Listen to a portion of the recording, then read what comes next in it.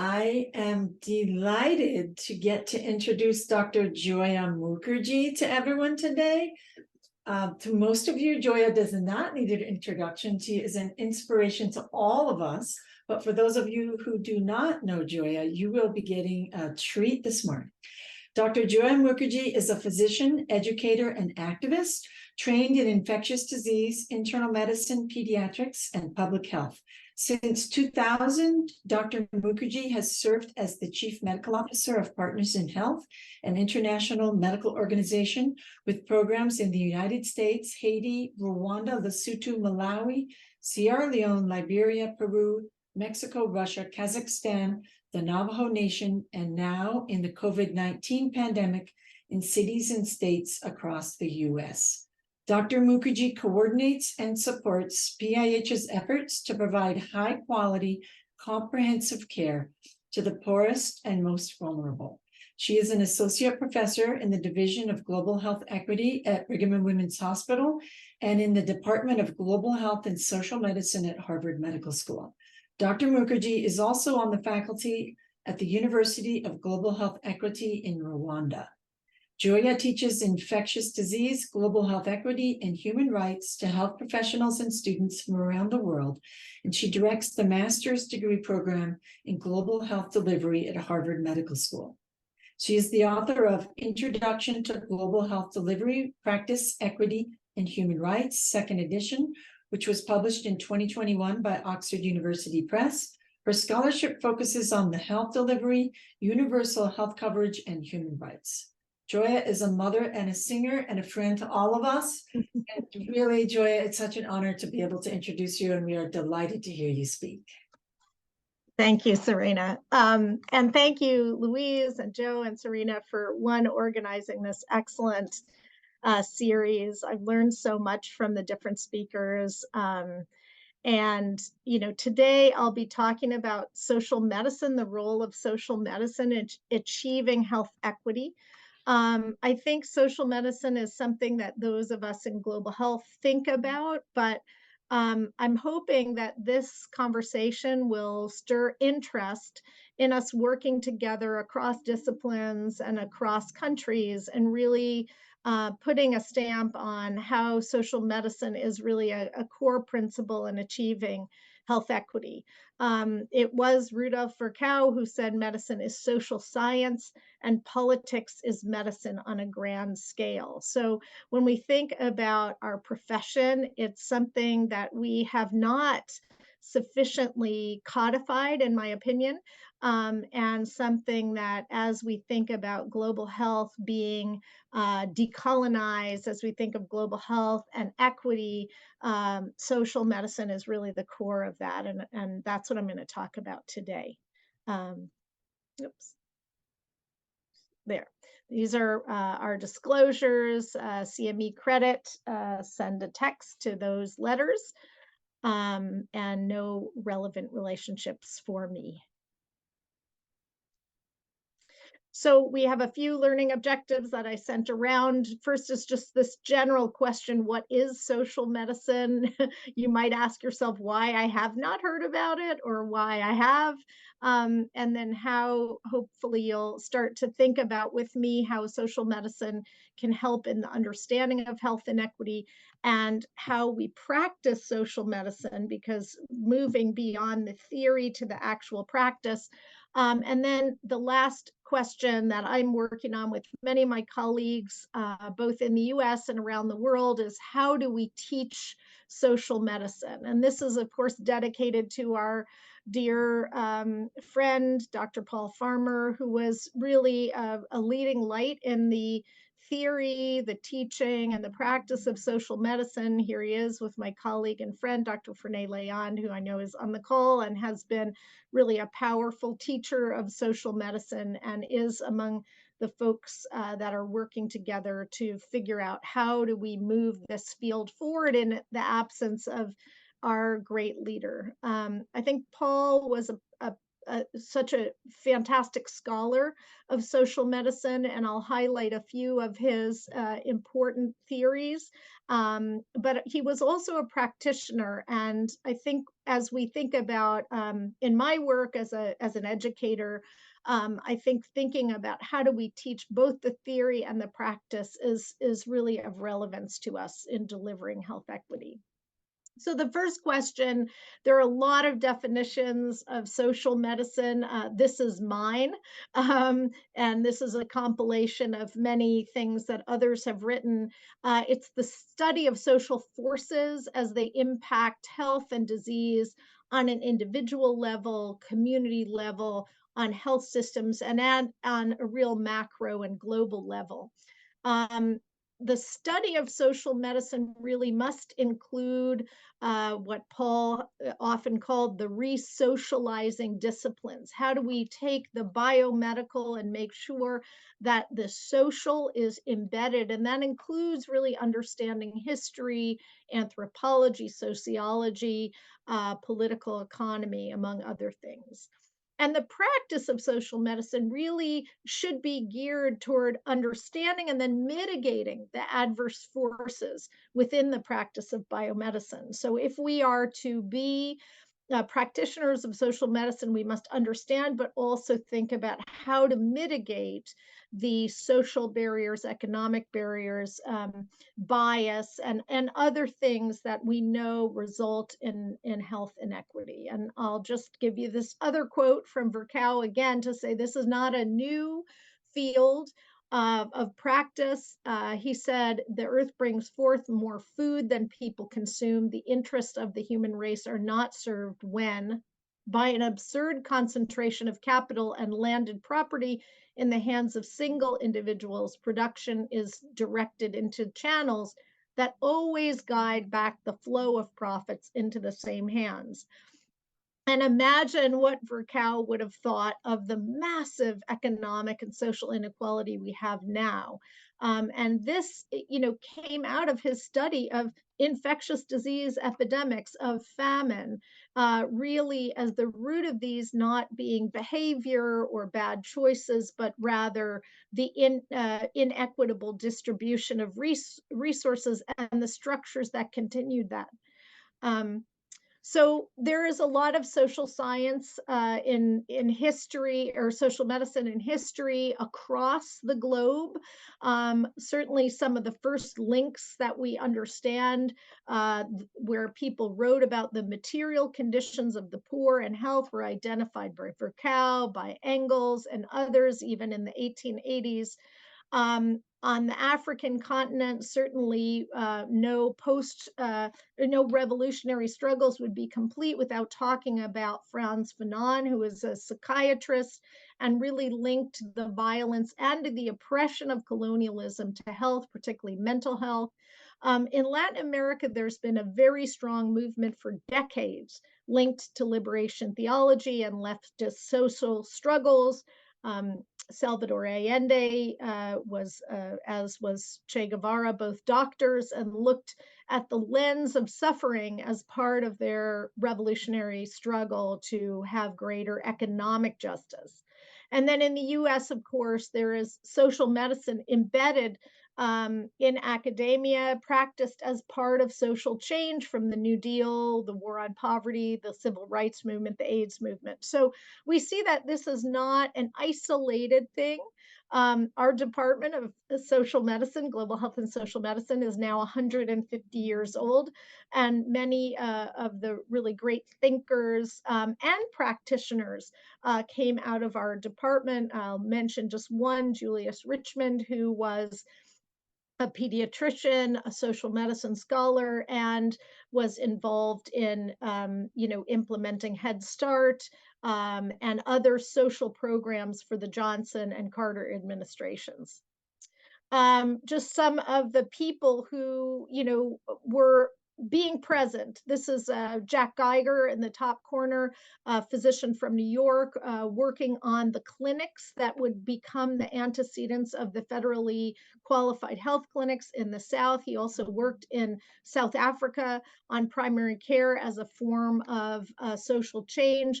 this is Dr. Fanon, Franz Fanon, looking at burdens of disease and then how these were linked to the social forces.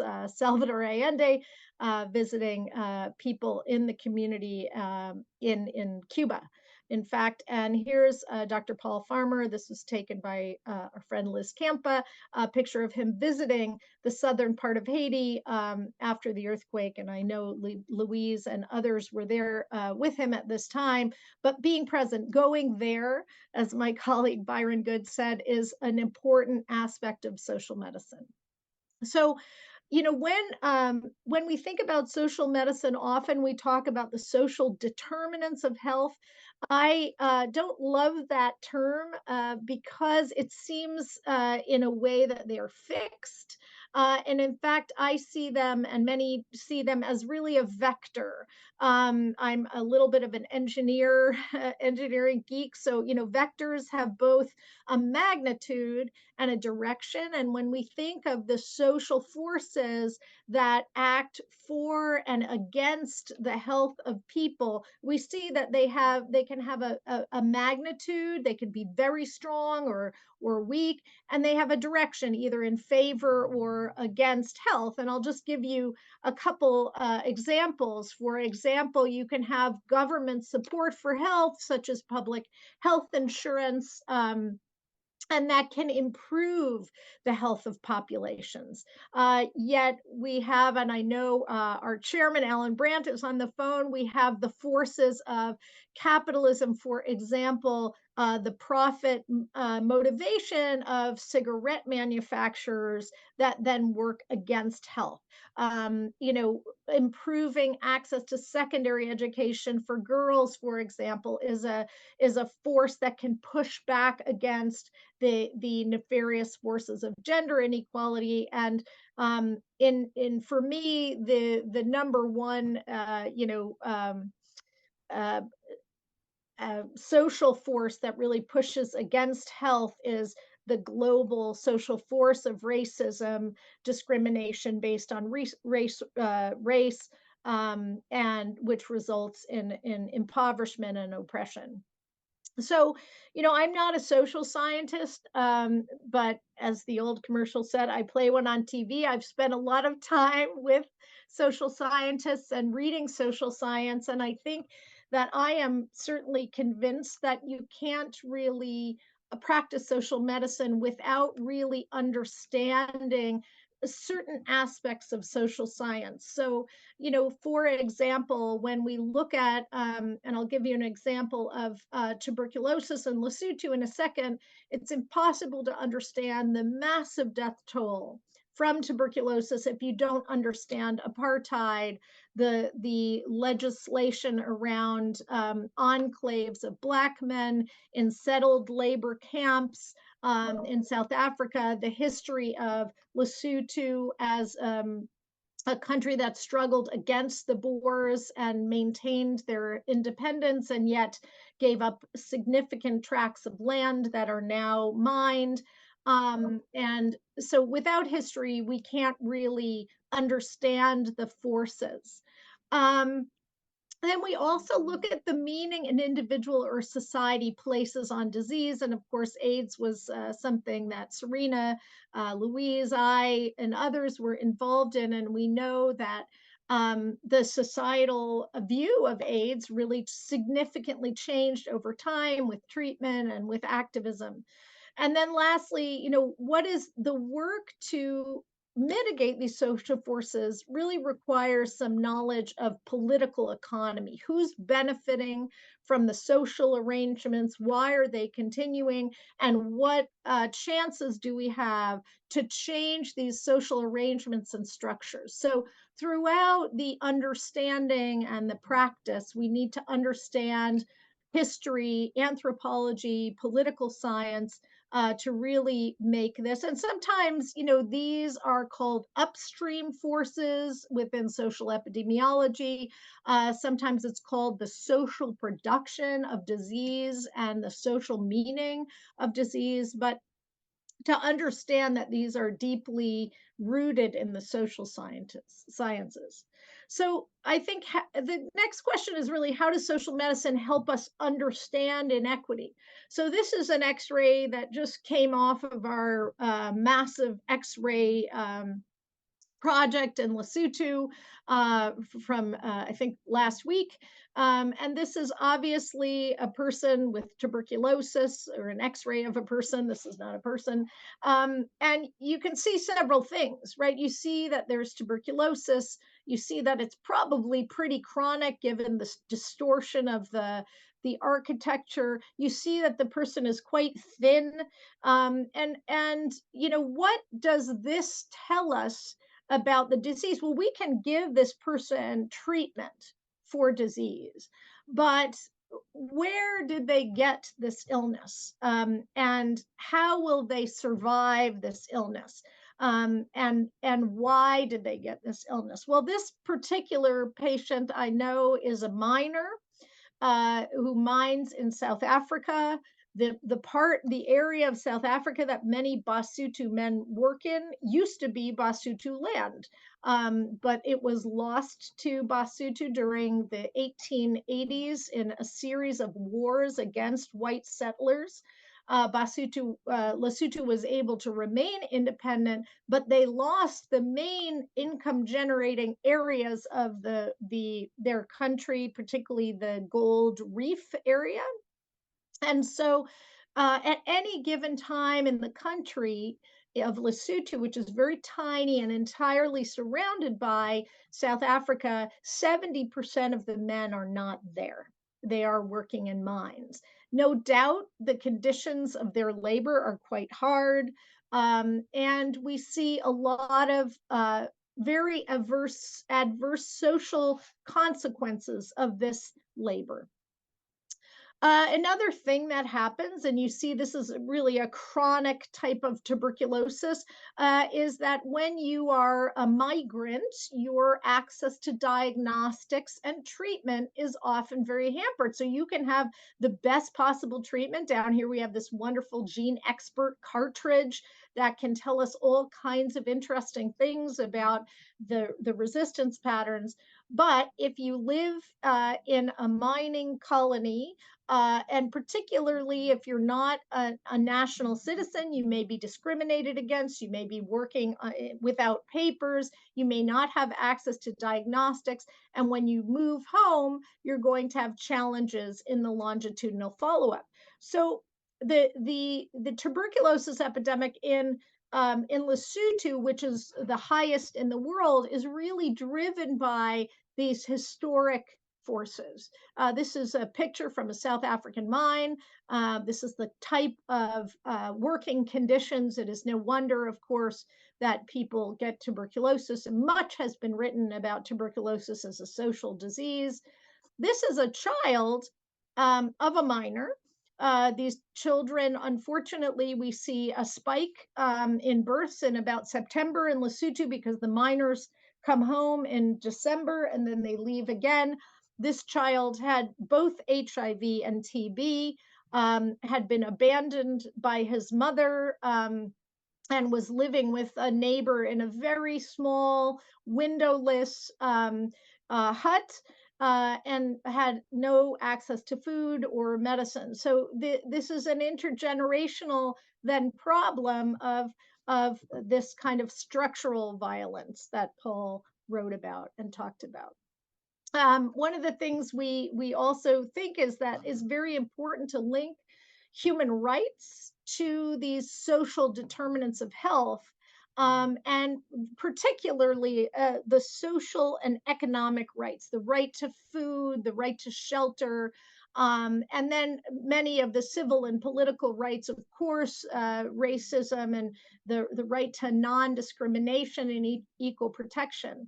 And there are many diseases and conditions, from delayed surgery and disability to tuberculosis and HIV, that are really linked to these deprivations of human rights. So that means that our work is fundamentally must be multidisciplinary. We have to work with social workers, nurses, community members, lawyers, policymakers to really address the full spectrum.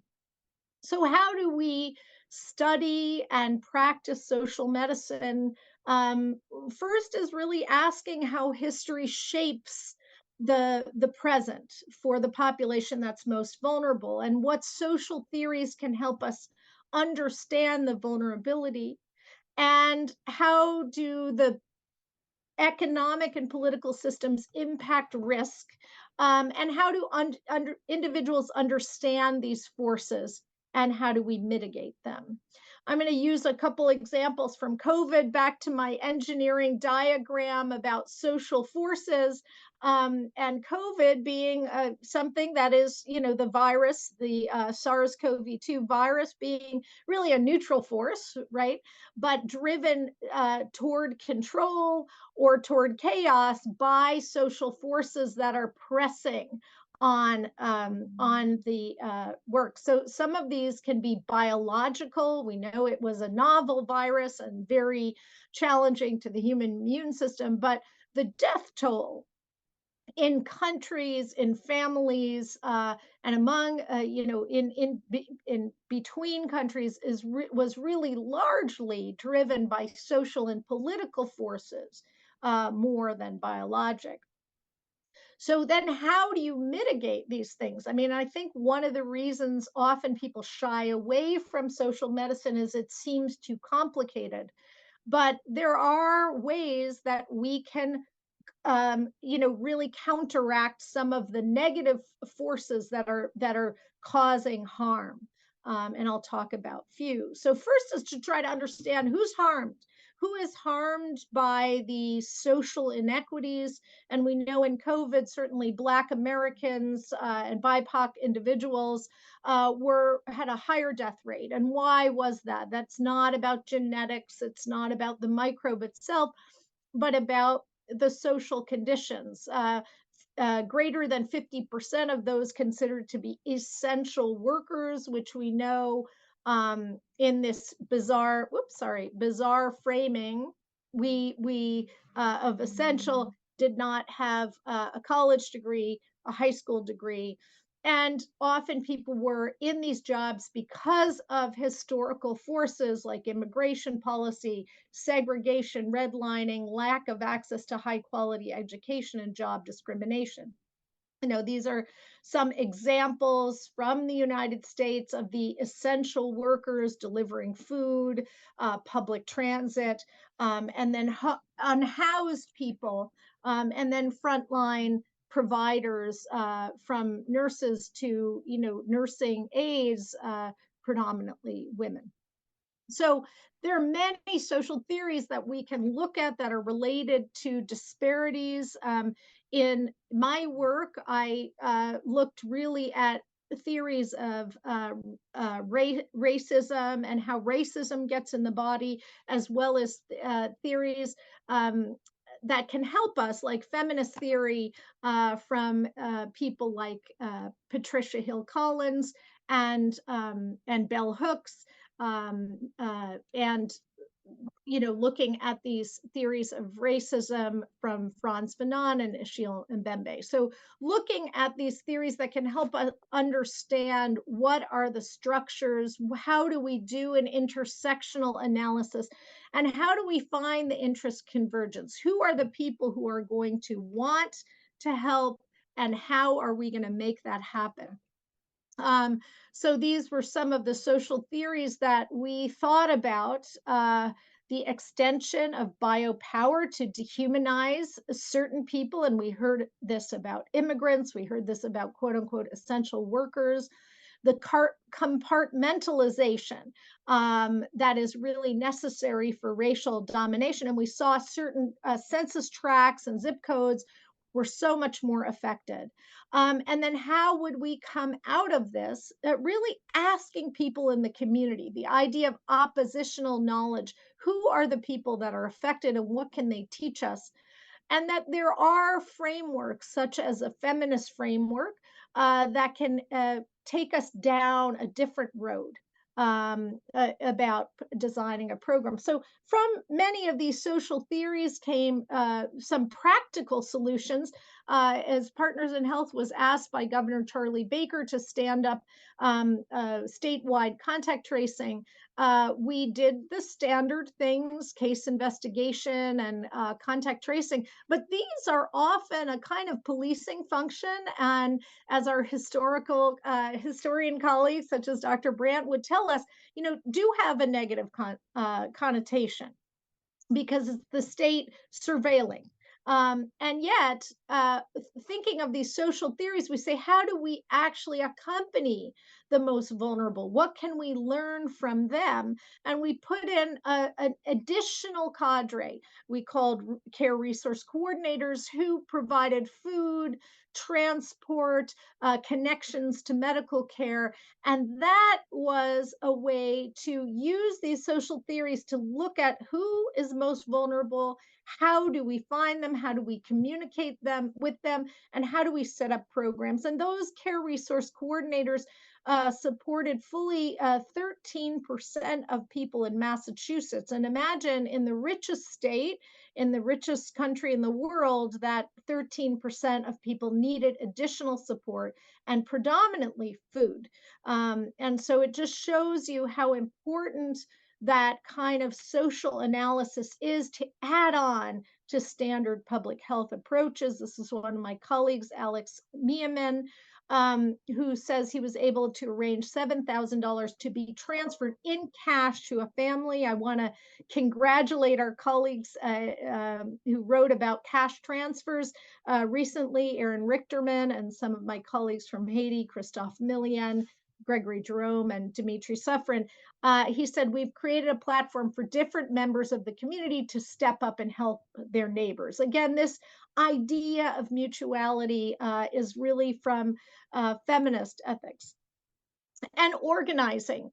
Organizing is an important part of change, and really recognizing oppression and trying to break systems of oppression. We were very honored to be asked in Immokalee, Florida, by the Coalition of Immokalee Workers, a very strong, well-organized group of farm workers, to help set up a community health worker program for farm workers, with farm workers in Immokalee. There's a longer story there of how the powerful interacted with those community health workers, and maybe we'll have some time at the end to talk a bit about this. I want to stay to my allotted time. And then, you can work on policies that push back on the vectors of ill health. This is Mayor Ross Baraka placing a moratorium on evictions, and his colleague, Dr. Wade, who's in the back, who rented immediately 2 hotels to put all the unhoused people in the city of Newark into shelter. And so these are decisions made by policymakers. And I would mention that both of these are Black leaders in a predominantly Black community. And I think a very important aspect of solidarity. So I think the question that is, comes to all of us, and again, where I would invite anyone to help us think about this, is how do we teach social medicine? How do we teach it as to address, understand and address inequity? Sadly, there are no academic measures for the teaching of social medicine. Students, we know, learn a very cursory version of a social history. Do you smoke? Do you take drugs? That biomedical knowledge is still favored over a more holistic biosocial approach. And that this biosocial approach really requires an interdisciplinary team that includes the caregivers themselves, that includes many members of the team who often aren't on rounds, who often aren't asked to weigh in.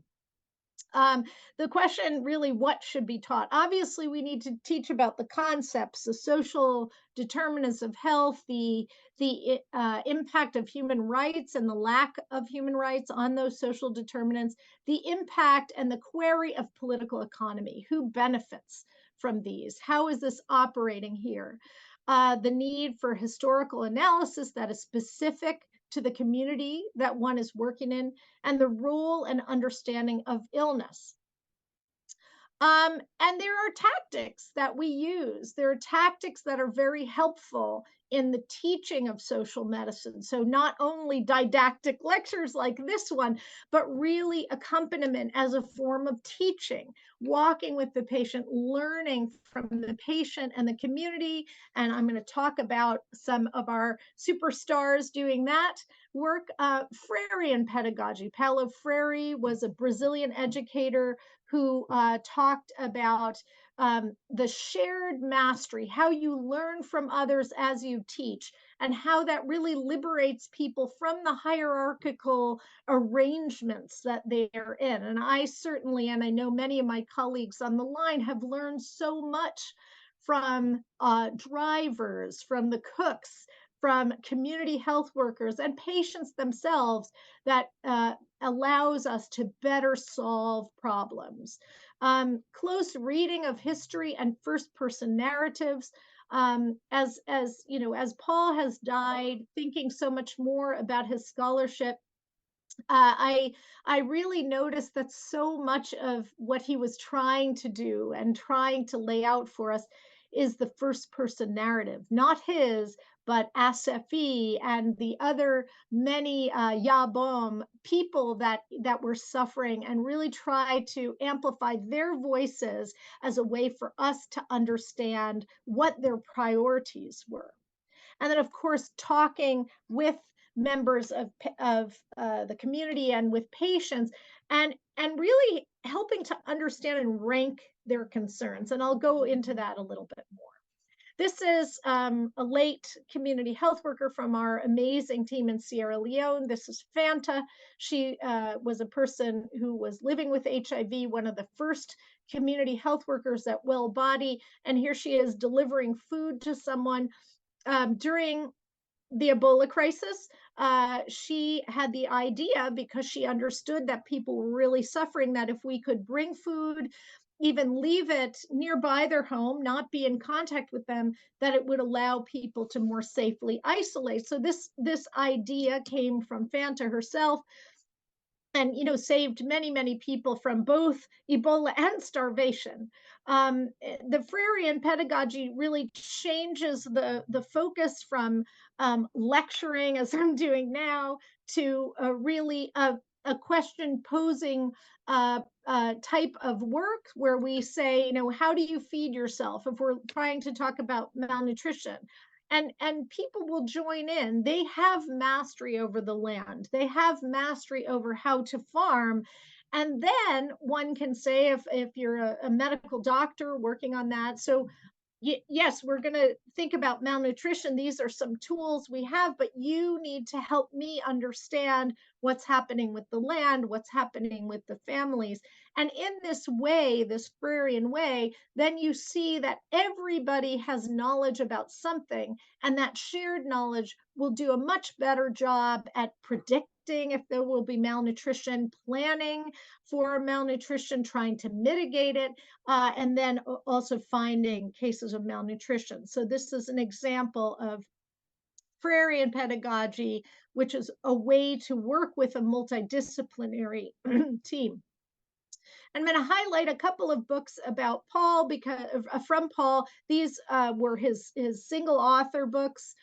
He had a few more, but again, really trying to talk to patients and highlight some of this. And this is where I want to talk about the idea of ranking. So in the book AIDS and Accusations, one of the things Paul talked about was from one of the patients who had HIV. She said, AIDS is not the first thing. And what does that mean? That means that her first thing is feeding her family, making sure she has shelter, etc. And so ranking these things, so you understand that we can think this medical problem is so terrible, but if people can't feed their families, can't work in the mines, can't farm, the follow-up of that treatment is going to be very very difficult. And so thinking about what is the first thing? How do we learn from the patients what their main concerns are? And in Infections and Inequalities, he talks about some of the tuberculosis as well as HIV and how these illnesses get into the body. Is it just behavior, or is it the structural inequality, which also feeds into pathologies of power and fevers and feuds and diamonds? So, one of the things we get from the AIDS and accusations and infections inequality is the notion that you cannot ask for behavior change without really trying to change structures. These are two young girls I worked with many years ago trying to work on AIDS prevention in Uganda. And when these girls talked about what their main risk factor for HIV was, they didn't say it was going to a sugar daddy. They didn't say it was a lack of understanding. They said they're poor and they need help going to school. They need someone to pay their school fees. They're already orphans. And so trying to talk about behavior without talking about structure will always fail to achieve equity. This is a family that Paul took care of, and other colleagues on the line did too, in Peru, where one person was sick and infected, of course, the family because of the conditions in which they lived. Paul talks about this as exaggeration of agency. This person may take every medicine, but he's living in this very tiny home with these many people. He can't possibly protect his family. He can't easily get to the clinic. And the causality of his drug, or let's say of the drug resistant tuberculosis of this young boy, would be that the boy didn't take the medicines, but in fact it's a much more complicated picture. And then, the idea of prevention without treatment, I often use the example of John Snow, saying, we can take the handle off the pump, but that doesn't stop the cholera, as certainly Louise Ivor's work showed. It's not as simple as, getting clean water to one place. People still need to get their water, and you've got to also treat the sick. And we saw this prevention without treatment fail miserably in the early days of Ebola. This is a picture from Getty in Liberia of the red light district. That's the area in Monrovia. And this is the kind of holding center that they expected, they being the CDC and others, expected people to bring their loved ones to. No treatment was available, no food was available, no protection. And so, of course, people ran from the care. Ran from the center. And then in Fever, Fuse, and Diamonds, Paul talks a lot about medical deserts, places where there has never been an investment. This is a picture, these are pictures I took of the Plebo Health Center in Liberia in 2014 during the outbreak of Ebola. This is actually a mother's waiting area. And of course, nobody comes to these places not because they don't understand, but in fact, because they're deplorable. So, how do we fight back? One of the ways is being present. This is a home visit with a very wise member of our community. This is Sam Matewa, forgetting his last name, but he runs our program on social and economic rights. And our chief medical officer, Chembe Kezo Kachimanga. And from Sam, I have learned so much about the conditions in which people live, the things that they need. And Sam's role is to really interview patients, visit their homes, and see how we can support mitigating these structural and social forces that are impacting their life. So he is the expert in this. And, obviously in this case, I am the learner. So I want to stop and say big congratulations to our University Hospital of Mirabelais in Haiti. The family and internal medicine residencies just received the ACGMI accreditation. The medical education program is led by Dr. Ornella Santaran, Dr. Sturman Toussaint before that, Dr. Michelle Morse. Many people were involved in this, but the reason I'm highlighting it is one of the big works that these teams are trying to do is work to put social medicine competencies as part of the residency curriculum.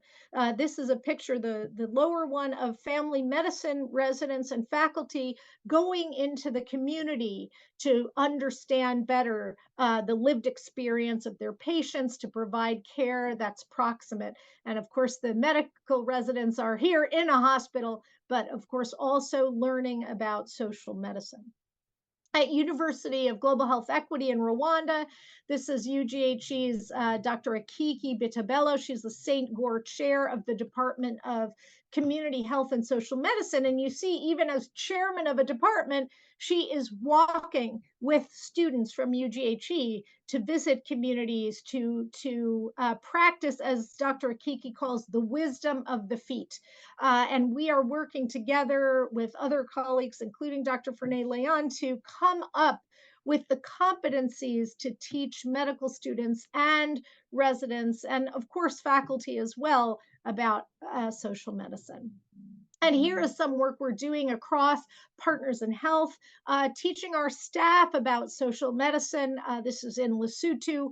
And for many of our colleagues, though they had worked with us for a long time, they hadn't really looked at this biosocial lens. And we believe that everyone who's taking part of the care team, whether it is a finance accountant or a nurse or a doctor, needs to really understand this.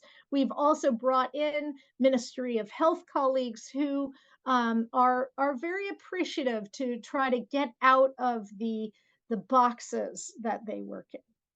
So I'll just end, so we have enough time, with just a few examples of how we're thinking about competencies. This would be one. And the idea, and Joe is involved in this also, as we create this medical school in Rwanda, as we have forwarded these residencies, and as we work with other universities, including our own at Harvard, is what are the competencies? How do they map to the, as they're called, entrustable professional activities? How do you measure them and teach them and make sure that nobody graduates or moves on without some understanding? So this is an example. That the competency would be to recognize social determinants of health as a form of structural and structured violence, and as economic, material, political, and social forces that sustain and create health inequity. And the competencies would be the ability to describe them, the ability to define their impact on perpetuating inequalities, and to really define them for an individual patient at the bedside. And it's very interesting because, having just been in Rwanda a few months ago, we were doing social medicine rounds, and it was a very sick woman with an atrial clot. And the students really didn't know yet where she lived, and we're working on that, and they were very eager to learn, our fantastic UGHE students, where she gets water, who is helping her in her home, how we could make it possible for her to continue the medicines that she needed. That's the kind of work that we want students and trainees to be able to do, not just the biomedical, but think about the entire care delivery pathway. So this would be another competency. I'm calling this an equity analysis. So how do we look at challenges of health equity, whether it's a vaccine apartheid, which we saw during COVID, or the challenges in public health expenditures on the macro level? These are important. We saw so much of this in the US, and I can talk about what happened in Immokalee, where we have a political will in Florida that is very much against addressing the social determinants of health, and is actually willing to give money back to the federal government rather than pay people who are immigrants to do work to help their communities. And to assess the challenges at the community level, mapping community assets. That's one of the things we do at University of Global Health Equity and community visits, look at what the water source is, what's the commerce, what's the farming, and then understand the economic situation of an individual family. So, we again welcome anyone to work with us on this, to really formalize the practice of social medicine as part of global health, and to really continue to look for and articulate social theories that provide a grounding for anti-racist and intersectional anti-poverty work, the study and practice and teaching of social medicine, to really improve our view of achieving equity and this importance of interdisciplinary learning. So I'll stop there, and I think we have some time for questions. Thanks so much, Joia, especially for that amazing and wide-ranging overview of a very important topic. Thanks. I'm going to jump in with the first question, and then we'll go to the chat and take some. But can you talk a little bit about, you described something that's, centuries old, and yet something that we still don't do that often, as you pointed out. Can you talk a little bit about the barriers to bringing social medicine both into the classroom and into the clinic that you've encountered, and any strategies that you would suggest to folks on the call who want to take part in this more? Yeah. I mean, I think the barriers, there's the one giant barrier is how technocratic and biomedical medicine has become. And, that was written about by even Illich and the medical nemesis. If we move away from the social to the highly biological, we miss a lot of the root causes. But that doesn't mean we don't want biomedical interventions. So I think people think that there is sort of a wall between the social sciences and medical science. And so really just introducing the topic is important. But as you pointed out the other day, Joe, on the wards, we're so busy, right? We're seeing, hundreds of patients, especially, in the global South, but certainly at the Brigham, the Mass General, so busy that I think to continue to teach, we have to kind of at least create the space for that. So this is why at UGHE, for example, we're talking about a social medicine rounds. We know that the students are seeing many patients, that the staff is overwhelmed. So how do we break out some of that and really focus deeply on one patient and one day? Because at least building that sensibility that you can really understand deeply a patient, and then creating the spaces in the classroom for interdisciplinary learning, as I showed, with Dr. Kiki, going out of the hospital, the medical school without walls, as she calls it, and really building that into the curriculum. So it's not easy, but we have to create some space. Otherwise, we know it won't happen. And the inequities, will really persist. If we just focus on the biomedical, the inequities will really persist. So I think creating space in the curriculum, creating space in our teaching, and then even in our practice, when we can. I still try to do home visits, and really to keep me honest and not forget when I'm sitting in this nice office, how difficult it is for our patients. Thanks, Joia. Thanks, Joia. I'm going to jump in. That was a fantastic talk. I feel very lucky to have been learning from you for more than 20 years now, and always learning something new every single time. I want to turn to a question that we got in the Q&A, and to all our audience, please feel free to put some more questions in there since we have some time for that.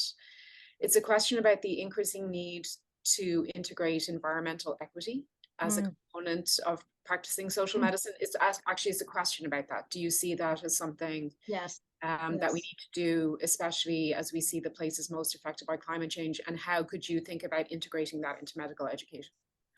That is such a great question, and whoever wrote that, please join us. I think there are a lot of missing pieces in what we're talking about, and certainly we're seeing the climate vulnerability is absolutely a social force that is worsened by by climate change on the poorest populations. And unfortunately, Haiti has had to deal with that, and I think as much as any place I know, our colleagues in Malawi have also addressed now 2 cyclones coming from the Indian Ocean, which was unprecedented until a couple of years ago.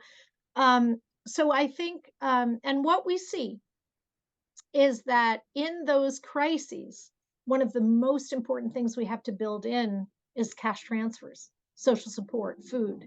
And so, we appreciate thinking together with our colleagues who understand the environment. I know I've recently connected Ari Bernstein with our team in Malawi, Partners in Health. We're trying to work on that too. And then, at the University of Global Health Equity, we have a big focus on One Health, which is the intersection between animal, human, and climate health.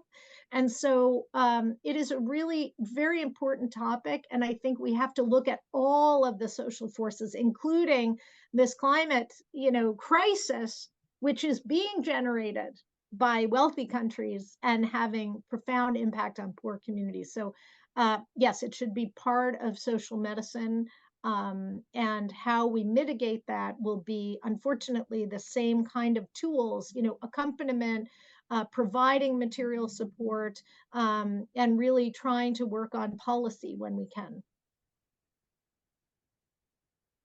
Maybe I'll pose one more question, and then Joe, you can go next. Again, it's from our audience, from Regina LaRoque. How can we do more bringing this lens to the Boston area? You talked about the contact tracing work that PIH did throughout the US, but some of the communities where, say, Mass General is working in Chelsea, there's many of the same issues you talk about. How do we push for that more locally as well as globally? Yeah, I think we have to really, be leaders in that. I think we have to kind of demand it. Certainly the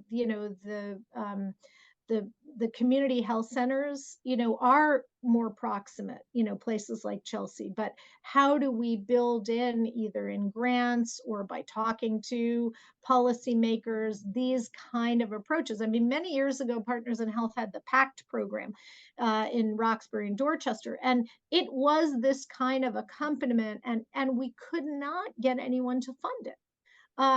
And hopefully with some of the incentive structures changing with the Affordable Care Act, some of that is more possible. There have been, and we've worked very hard with the Biden administration and Congress on the American Rescue Plan and the Public Health Jobs Corps Act. And so some of it is taking this knowledge of community support into the policy realm, whether at the state or federal level, and then trying to accompany governments and FQHCs to get that money. And again, back to the weird, bizarre Immokalee example, we worked on the Public Health Jobs Corps Act. We were able to bring money to the county of Collier, where Immokalee is, for paying community health workers, providing cash transfers, helping with isolation. And Ferné Leond and Jude Beauchamp led a lot of that work with Dan Palazuelos and others. And when it came down to it, the county, which is not run by the people of Immokalee, who are all migrants from Haiti, Mexico, and Guatemala, they sent the money back to the federal government because they did not want the social medicine approach. So, this is why I highlight that this is inherently a political, this is the political thing that Virchow talked about, because when you try to do the structural rearrangements, there are people who are benefiting from the status quo, the planters, the landowners in Immokalee. And so really, I think we have to continue to work together and show practical solutions, fight for them on the policy level, and then understand that sometimes you're going to lose and you have to keep fighting. Thanks, Joy. I'm going to combine the last two questions together a little bit as we're running out of time. One's from Grace Segovia, who's an NP at an FQHC, who was curious about ways we can incorporate this. Folks who aren't in leadership positions, but are really frontline healthcare workers, how can they incorporate social medicine into primary care in their daily practice? One from Christina, who asks about what are the key factors for advocacy? Like, what have you found in your practice have been real the levers that allow you to make some moves in the policy world? Yeah. So, I'm so glad to get a question from a nurse practitioner, because I do feel that nurses are much better trained in social medicine. And so I hope to learn from you also how to incorporate social medicine. But I think at an FQHC level, part of the vision of those clinics that were started by people in the civil rights movement, right? The Jack Geiger and others, is to be in the community. So I think one way to understand and practice social medicine is really to try to understand the patient in front of you. Where do they live? What do they do? Knowing the community, knowing the people who own the restaurant and the bakery, and then seeing what are the community assets. Are there community groups that are willing to help your patient? Are there ways that jobs can be created? There's more and more space for community health workers in different budgets. And even as a non-leader, you can be a learner and a teacher in social medicine. And I think just talking to the patient when you can get out of the clinic, walking with the patient, and really seeing where they're at. And then I think this idea of ranking, which I never fully understood when Paul was alive, but now, many things are gelling in my brain. But, really trying to get what is the first thing on their mind. If we jump to, do you have cough? Do you have fever? And say, rather say, what's going on? These open-ended questions will tell us a lot that we need to know. And so I think just trying to create some space, even in our busy practices, for trying to get to what is the primary problem. And then there may be resources, whether it's social workers, visiting nurses, food pantries. A lot of our work during COVID was in Massachusetts was just to leverage the existing resources on behalf of people. And you can create connections with those resources. And I think there's always a role for activism. I think going back to Virchow, physicians are the natural lawyers of the poor. I think it is up to us to make a case, to collect the evidence, and then to advocate for change. And sometimes that change can be on a very small scale. I mean, the work that many did to get interpreters. Imagine, when I was training, Joe, probably Louise as well, it wasn't normal that you necessarily had an interpreter. We were still grabbing, the housekeeping staff. So those changes to assure that happens for your patients, that is an advocacy step. It doesn't have to be grand scale advocacy, but of course we always welcome people to grand scale advocacy, because that can change minds as well. Thanks, Joya. And unfortunately, we're at the hour. there's still a bunch of questions that have come in at the late minute. Tomlin, thank you for your comments. Maybe we can, Hannah, maybe we can save these and Joy can respond. Yes. Oh, Mona, so nice to see you. And Tomlin, old friends on here. Yeah. Thank you So so much. thanks. So thanks again, Joya, for a real masterful discussion of social medicine by someone who really walks the walk. And is a social scientist. I'm a journeyman. Thank you. All right. Thank you so much. Thanks, everybody. Thanks for inviting me. Thanks so much, Joya.